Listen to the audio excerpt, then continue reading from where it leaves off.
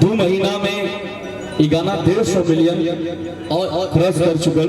और अभी एगो नया गाना आइल बाटे हमने के जोना के फिट में बाड़ी काजल रघवानी जी गाना बाटे राजा तोहरा जिया लेके भूला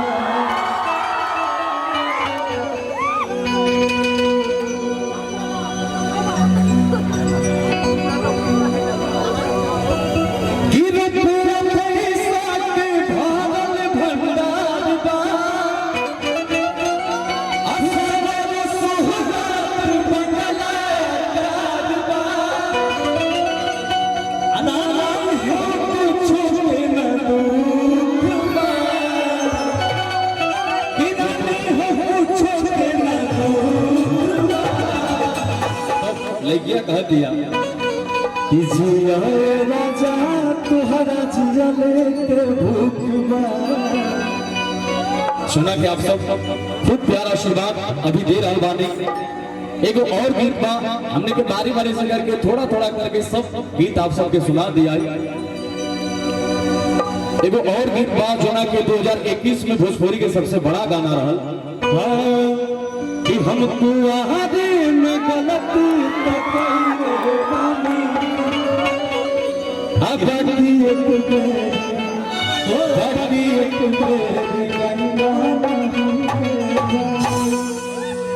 आप सब इस सारा गीत के खूब प्यार देता नहीं आशीर्वाद देनी हमने दोनों भाई के फिल्म तक पहुंचा देनी। अभी हमने के 1 महीना पहले लंदन से जा एगो फिल्म करके जना फिल्म के नाम बा 2 बिहारी सब पे भारी। तो उम्मीद बा कि आप सब जब ये फिल्म रिलीज हुई तो आप सब जैसे हमने दोनों भाई के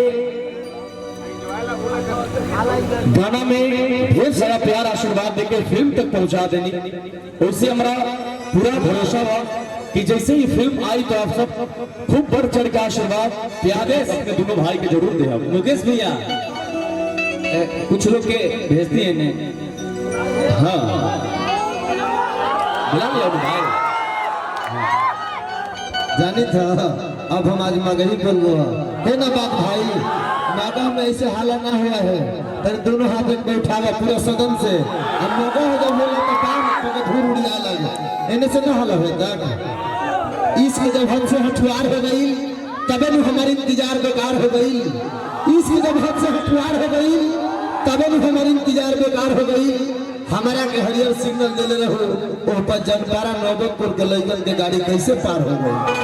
हम चाहतनी हतना सुंदर सुंदर लोग नृत्यांगना लोग बातनी भाव पेश करो कि मना में भैया के हरियर हो जाए एक ना बात तनी हाला करो धुन बजा के लोग डांस से तब भाई हमारे गाना गाई लोग ये नहीं कि ये लोग लटकदार चटकदार ही गाते हैं पारिवारिक गीत भी ये गाते हैं।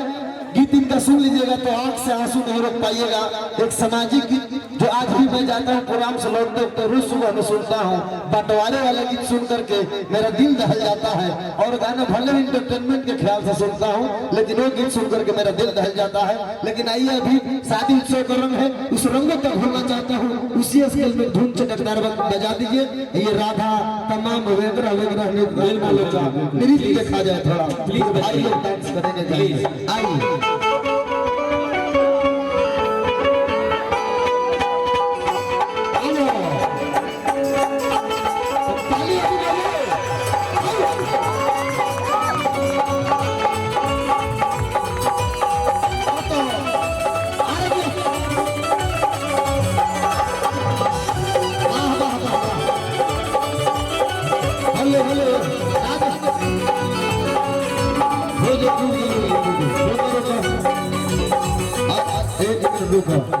के बिहार के बाके के हिंदुस्तान के बाके के मगह से बा जेकर अभी गमछी बैग में गमछी लेके दिखाओ तो गरम के मगहिया जवान हवा तुलो जेकर अभी गमछी बैग में लेके दिखाओ चाचा भैया हिंदुस्तान के शान खातिर यदि आप हिंदुस्तान से मोहब्बत करते हुए तो तिरंगा समझकर गमछा एक बार लहरा लीजिए।